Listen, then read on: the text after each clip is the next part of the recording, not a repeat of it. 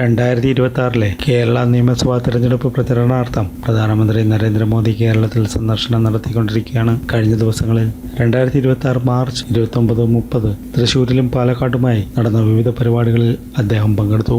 പാലക്കാട് നടന്ന സമ്മേളനത്തിൽ ജയ് വികസിത കേരളം എന്ന് മലയാളത്തിൽ പറഞ്ഞാണ് അദ്ദേഹം പ്രസംഗം ആരംഭിച്ചത്. കേരളം ഇനി മാറ്റത്തിൻ്റെ പാതയിലാണെന്നും വികസനം ഗ്യാരണ്ടിയാണെന്നും അദ്ദേഹം പ്രഖ്യാപിച്ചു. കഴിഞ്ഞ തെരഞ്ഞെടുപ്പിൽ പാലക്കാട് ശ്രീധരൻ പരാജയപ്പെട്ടതിൽ തനിക്കും ദുഃഖമുണ്ടെന്ന് മോദി പറഞ്ഞു.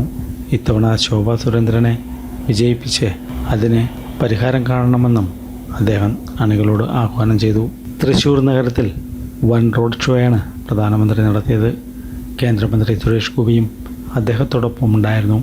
പത്മജ വേണുഗോപാലിൻ്റെ വിജയത്തിനു വേണ്ടിയും അദ്ദേഹം വോട്ട് അഭ്യർത്ഥിച്ചു.